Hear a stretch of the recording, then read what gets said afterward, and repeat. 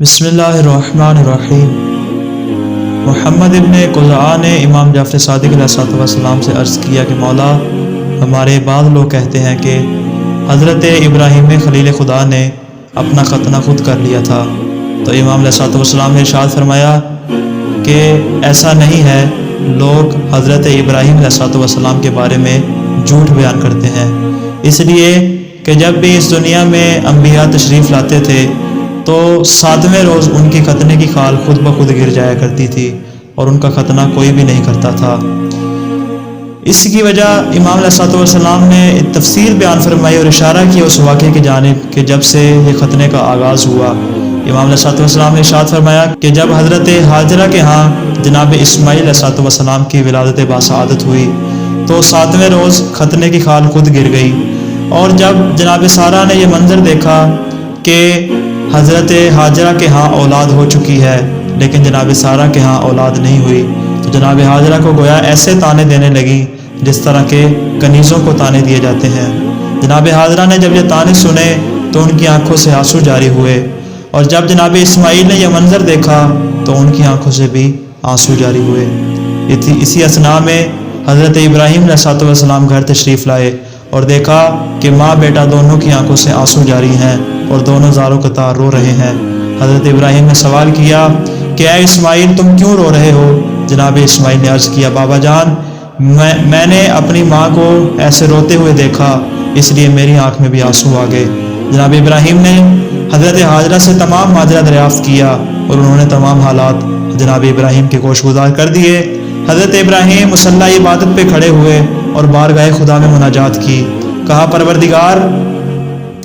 परवरदिगार, हाजरा के दिल से इस सदमे को दूर फरमा। खुदा ने हज़रत इब्राहीम की दुआ को कबूल फरमाया और जनाब हाजरा के दिल से इस गम को ख़त्म कर दिया। और जब कुछ सालों के बाद जनाब सारा के यहाँ हज़रत इसहाक़ अलैहिस्सलाम की विलादत बासआदत हुई तो जब 7वां रोज़ आया तो 7वें रोज़ खतने की खाल नहीं गिरी।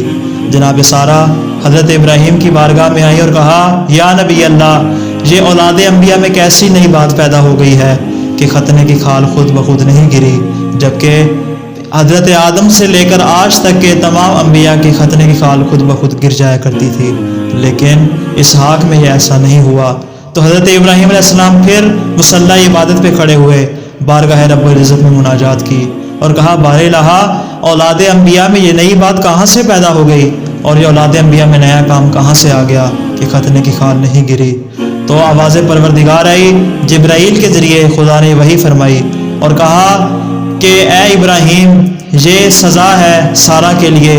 कि वो हाजरा को ताने दिया करती थी और उस तानों के बदले में अल्लाह ताला ने ये गोया उसको सज़ा दी है।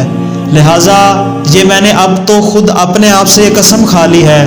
कि आज के बाद जितनी भी औलाद अंबिया होंगी उनमें से किसी की भी खतने की खाल नहीं गिरेगी, बल्कि तुम एक काम करो, तुम लोहे का कोई औजार लो और उस औजार से उस खाल को जुदा कर दो ताकि तुम उस अजियत का मज़ा चख सको। तो लिहाजा जनाब इब्राहीम ने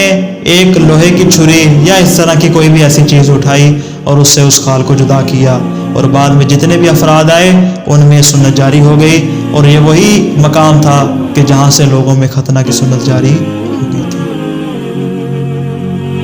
और बाद में जितने भी अफराद आए उनमें सुन्नत जारी हो गई, और ये वही मकाम था कि जहाँ से लोगों में खतना की सुन्नत जारी